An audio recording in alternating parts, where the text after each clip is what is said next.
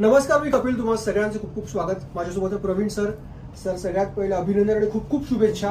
स्वामींच्या आशीर्वादाने संपूर्ण महाराष्ट्रात देऊळ बंद 2 चौथ्या आठवड्यात पण हाऊसफुल सुरू आहे आणि तुम्ही स्वतः न थकता संपूर्ण महाराष्ट्र पिंजून काढलाय.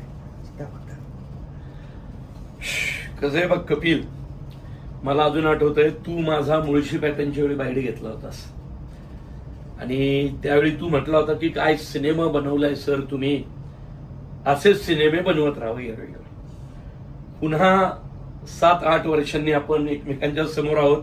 माग हाऊसफुल बोर्ड आहे, या थिएटरमध्ये सिनेमा हाऊसफुल आहे आणि एकंदर वातावरणच हाऊसफुल आहे. त्यामुळं मी माझ्या सिनेमातला एक डायलॉग मारेल, अरे आज आत्ता या घडीला आपण कोण आहे, आपण कोण आहे मार्केटमध्ये, तर आपण हाऊसफुल आहे. सध्या आपण हाऊसफुल आहे एवढंच म्हणेन मी. सर, गेल्या काही वर्षातला आढावा जर का घेतला तर मराठी सिनेमा प्रमोशनसाठी मुंबई, पुणे, फार फार तर नाशिक, कोल्हापूर एवढं सीमित राहिलंय. पण तुम्ही स्वतः आणि तुमचे निर्माते न थकता तुम्ही खानदेशमध्ये गेलात, तुम्ही विदर्भात गेलात, तुम्ही नाशिकमध्ये आलात, तुम्ही मुंबईत गेला, तुम्ही पुण्यात गेला, तुम्ही परत खानदेशमध्ये गेला. म्हणजे एक पायाला भिंगरी लागल्यासारखं तुम्ही फिरताय आणि महाराष्ट्रातल्या तळागाळापर्यंत आपला मराठी सिनेमा पोहोचावा यासाठी जो प्रयत्न करतोय तो खरंच खूप कौतुकास्पद आहे. चेहऱ्यावर पण थकवा जाणवतो दिसतोय, पण तरी सुद्धा ज्या उत्साहाने तुम्ही फिरताय सर, हॅट्स ऑफ. खरं सांगू का तुला, मी बोलणार नव्हतो. मी आज सकाळी सलाईन लावले होते.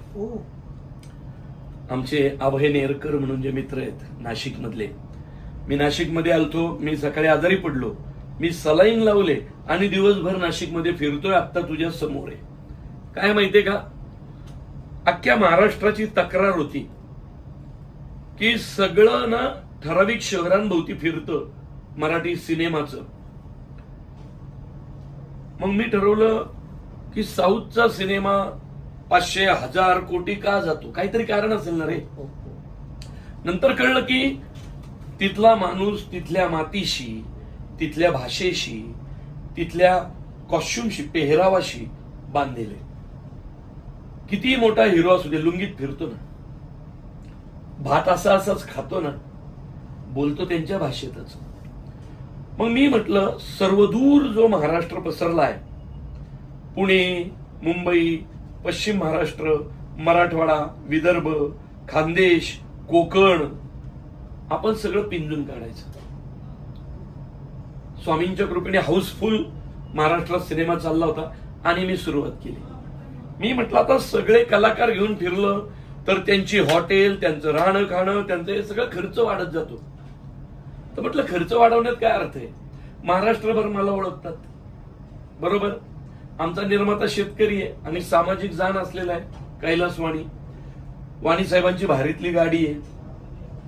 वाणी साहेब, तुमचा ड्रायव्हर, तुमची गाडी, मी आणि तुम्ही, चलो. म्हटलं कुठे चलो? अहो म्हटलं तुमचा सिनेमा अख्ख्या महाराष्ट्राने डोक्यावर घेतला ना, चलो अख्खा महाराष्ट्र फिरू. ते म्हटले गाडीने? म्हटलं म्हणजे काय? आणि आम्ही गाडीत बसलो आणि तू सगळे व्हिडिओ पाहिलेत माझे. सगळ्यात पहिला इथून डायरेक्ट गेलो कोल्हापूरला.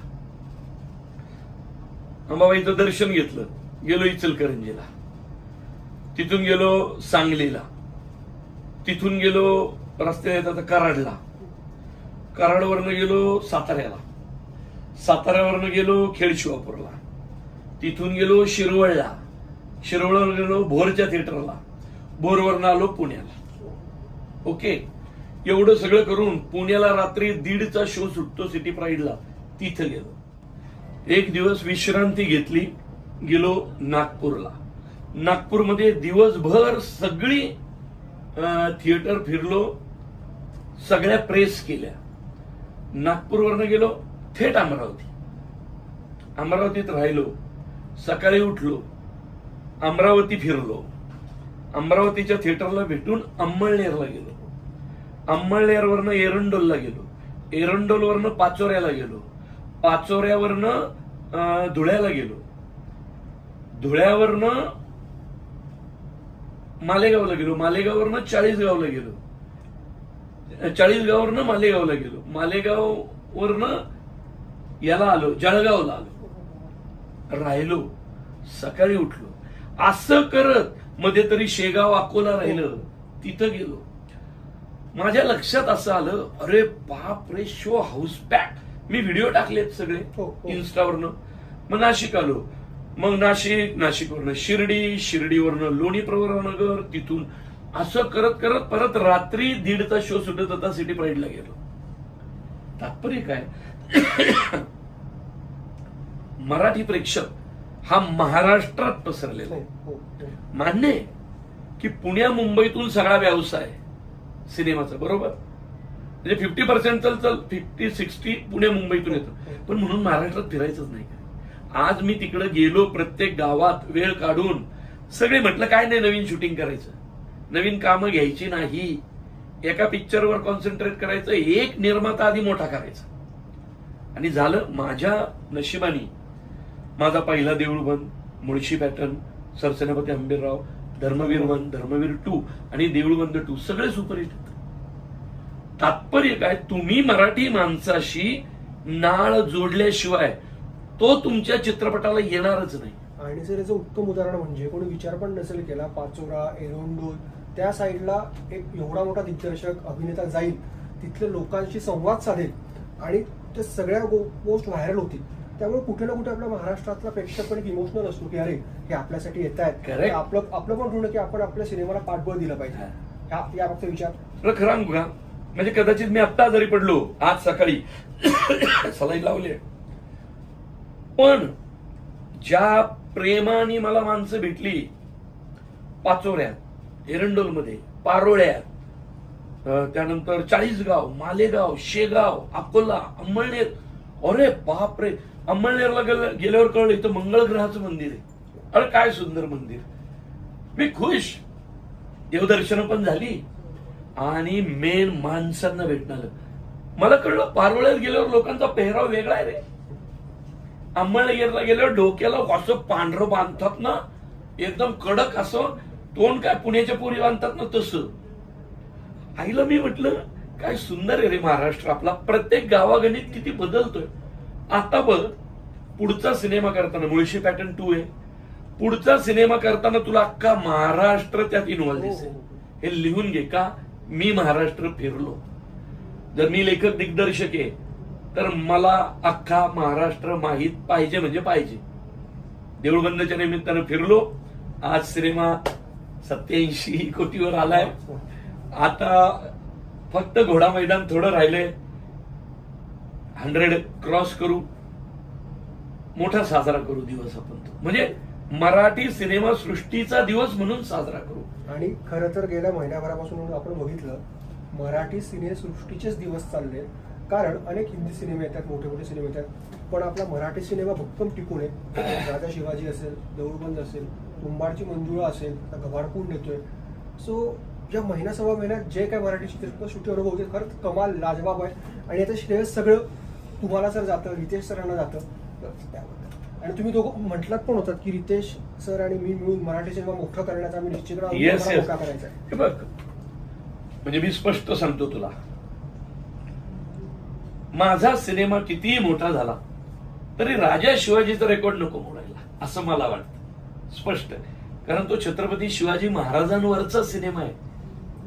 लक्षात ठेव, रितेश खूप चांगला माणूस आहे. म्हणजे रितेश काय, जेनेलिया मॅडम काय, काय सुंदर कपल आहे. मराठी माणसांचा झेंडा त्यांनी केवढा रोवलाय, त्या दोघांचं कौतुक सांगतो. राजा शिवाजी सिनेमा चालू होता, हाऊसफुल, आणि देऊळबंद आला. देऊळबंद धडाधड तू पाहिलं. पहिल्या 11 दिवसात आपण 50 कोटीचा टप्पा, बाकी कुणाचा नाही. पहिला फोन मला रितेश देशमुखांचा आला. आणि काय आला माहितीये, अभिनंदन. अभिनंदन प्रवीण, मला खूप बरं वाटतंय की आज एक मराठी सिनेमा दुसऱ्या मराठी सिनेमाला बीट करून पुढे चालला. तू मला बीट कर, 2 आठवड्यांनी तुला कुणीतरी बीट करू दे, त्यानंतर त्याला कुणीतरी बीट करू दे, एकमेकात स्पर्धा करू, मराठी सिनेमा मोठा करू. ही खूप सुंदर भावना आहे, कळलं. त्यामुळं रितेश देशमुख काय, प्रवीण तरडे काय, नागराज मंजुळे काय, मराठी सिनेमा मोठा झाला पाहिजे. फक्त देऊळबंदाचं 2चं एकच आहे की राजा शिवाजी काय, सैराट काय, ह्यांच्या पाठीमागे चॅनल होता, कॉर्पोरेट कंपन्या, मार्केटिंगची टीम होती. देऊळबंद 2च्या मागे कुणीच नव्हतं. देऊळबंद 2च्या त्यात मागे पिट्याबाई सारखे मित्र आहेत, हा, त्यांचं रोल छोटं असून माझ्या दोस्तांनी ते ग्राउंड लेवलला फिरतायत सगळे. म्हणजे मी ज्यावेळी अख्खा महाराष्ट्र फिरत होतो त्यावेळी पिट्या, स्नेहल, अतुल कुडले, दया हे पुणे मुंबई फिरत होते. लक्षात घे, मी तिकडे फिरत होतो, हे इकडे फिरत होते. एका वेळी महाराष्ट्राला वाटत होतं की देऊळबंदची टीम मला भेटायला येते. त्यावेळी दयानी, पिट्यानी विचार नाही केला, अरे आम्हाला तर एवढं नाही पैसे मिळालेले, आम्ही ते एक दिवसच शूटिंग केलंय, आम्ही का जाऊ. ते म्हटले प्रवीण तरडेचा सिनेमा आहे, प्रवीण तरडेचा सिनेमा आहे, शूटिंगला आले 1 दिवस, पब्लिसिटी केली 30 दिवस. लक्षात घे, म्हणजे पेमेंट घेतलं एका दिवसाचं, ते पण त्यांनी काय घेतलंय का नाही ते मला माहित नाही. पेमेंट घेतलं 1 दिवसाचं, पब्लिसिटी केली 30 दिवस. म्हणून मित्र पाहिजे, म्हणून सिनेमात मित्र पाहिजे. लोकांना बोलायला काय जात रे, मित्र मित्र करतात. अरे प्रोफेशनल नट खूप आहेत की सिनेमात. किती जण आले पब्लिसिटीला, पब्लिसिटीला किती जण आले. पब्लिसिटीला फिरला दया पिट्याच ना. दया पिट्याच्या 25 पट 20 पट जास्त पेमेंट घेतलंय सगळ्यांनी. फिरले कोण, दया, स्नेहल, मोजो. तात्पर्य काय, सिनेमा जवळच्या माणसांच्या जीवावर मोठा होतो. लक्षात ठेव, प्रत्येक माणूस जवळच्या माणसांच्या जीवावर मोठा होतो, आणि ते झालं. सर सगळ्यात महत्वाचं, शेतकऱ्यांसारख्या गंभीर विषयावरती सिनेमा आपण काढलेला आहे. आणि आता आमच्या कानावरती असं आलंय की तुम्ही जेव्हा जेव्हा दौऱ्यावर फिरताय, आजचीच आपण घटना घडूया की एका शेतकऱ्याला आत्महत्यापासून तुम्ही रोखलं, तो इम्पॅक्ट या सिनेमाचा पडतोय. तर सर नेमकं काय घडलं. कसं आलं माहितीये का, मी काय हा सिनेमा आला म्हणून करत नाही. विनायक हेगाना, शिवारचे संसदचा तो हे आमचा शिवारचा हेल्पलाईन चालवतो एक शेतकऱ्यांसाठी. मी मागच्या 2 वर्ष हेच काम करतोय विनायक हेगाना बरोबर. कुठल्या शेतकऱ्याच्या मनात आत्महत्येचा विचार आला, आत्महत्येचा प्रयत्न झाला आणि त्याला वाचवला की मी त्यांच्याशी बोलतो. तुला माहिती आहे अडचण कितीची असते, म्हणजे तू विचार नाही करू शकणार. 300 रुपयासाठी आत्महत्या होतात. किती, 300 रुपयासाठी कित्येकदा हॉटेलमध्ये आपण जेवलो बरोबर, आणि काय 5,000 रुपये ठेवले तर वरचे 500 घेत नाही रे आपण परत, राहू द्या, टीप सोडतो. इथं आत्महत्या किती रुपयासाठी होतात, 300. मग त्या शेतकऱ्याशी बोलतो. आज दुपारीच विनायक हेगानाचा मला गडबडीत फोन आला. मी अभय नेरकरच्या घरी चहा पानाला चाललो होतो. सर अर्जंट आहे, अर्जंट आहे, अर्जंट आहे. तो अर्जंट आहे म्हटलं की काय समजून जायचं की कुणीतरी आत्महत्या करणारा शेतकरी त्याला भेटलाय. पटकन लावला. अभय पण ऐकत होता, मी लाऊडस्पीकरवरच होतो. म्हटलं बोला बोला, काय आलं. असा असा शेतकरी बोला. म्हटलं काय रे बाबा, काय झालं. नाही मला हे करायचं नाही, ते करायचं नाही. मी त्याच्याशी 5 मिनिटं बोललो. एक आत्महत्या टळली. तो माझा कुणी नाही, मी त्याचा कुणी नाही, पण तो माणूस आहे, मी माणूस आहे. तो शेतकरी आहे, मी शेतकरी आहे. आत्महत्या करणाऱ्या माणसाशी 2 मिनिटं जरी कुणी मनापासून बोललं, आत्महत्या वाचते. आपण माणसांशी बोलणं कमी केलंय, बोलणं वाढवलं पाहिजे. घरच्यांनी, नातेवाईकांनी, बायकोनी, मुलाबाळांनी शेतकऱ्याशी बोलणं वाढवलं पाहिजे.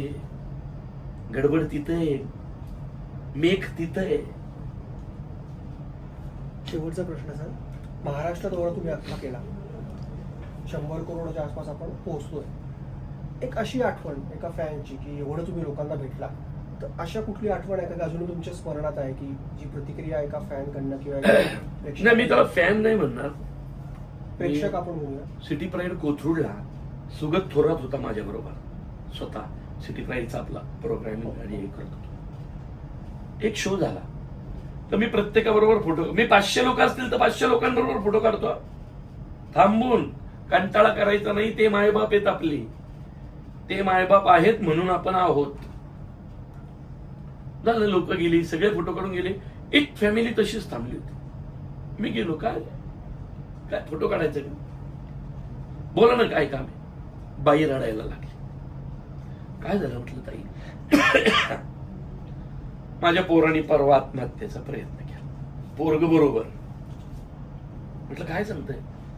हो म्हणे. काल मला एक काकू म्हटल्या आमच्या सोसायटीतल्या की त्याला घेऊन देऊळ बंद 2 सिनेमा पाहिला ना. मी आज आले सिनेमा पाहिला, नशिबाने तुम्ही इथं. आता तुम्ही बोला त्याच्याशी. मी त्याच्या खांद्यावर हात टाकला. त्याचं पोरग होतं 8 वर्षाचं, शेजारी उभं. फॅमिली कारण काय फॅमिली वाद वैयक्तिक. म्हटलं काय रे भाऊ काय झालं? तो रडायला लागला.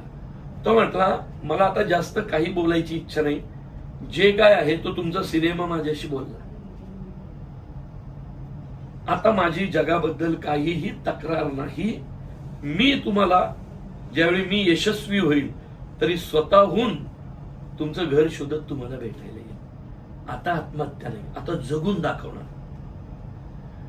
बस की कैलासवाणींचे पैसे माझे कष्ट वसूल झाले रे. वसूल झालं की सगळं काय पाहिजे तुला अजून? एक आत्महत्या वाचली, आज दुपारी एक वाचली, बस रे. याच्यासाठी केला होता अट्टास बस. चलो थँक्यू सर आणि विश ऑल द बेस्ट. आणि श्री स्वामी समर्थ स्वामींच्या कृपेने महाराष्ट्रातल्या जनतेला सिनेमा प्रचंड आवडतोय आणि आता उत्सुकता आम्हाला मुळशी पॅटर्न 2ची जी तुम्ही नुकतीच अनाउन्समेंट केली आहे. हो, आता परवा गुरुवारी पुनीत बालन आमची मीटिंग आहे.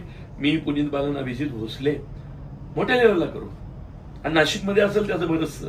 Yes yes. हा. आणि प्रवीण तरडे आणि मुळशी पॅटर्न 2 पण महाराष्ट्र अख्खा फिरल्यामुळं आता मुळशी पॅटर्न 2 मध्ये विदर्भ दिसणार, खानदेश दिसणार, मराठवाडा दिसणार, कोकण दिसणार, पुणे मुंबई दिसणार, नंदुरबारची वाळू दिसणार, शिरूरची वाळू दिसणार, रेती माफिया सगळं दिसणार. वाळूची गोष्ट. चलो थँक्यू सर आणि विश ऑल द बेस्ट आणि पुन्हा एकदा शुभेच्छा. थँक्यू. श्री स्वामी समर्थ. स्वामी ओम.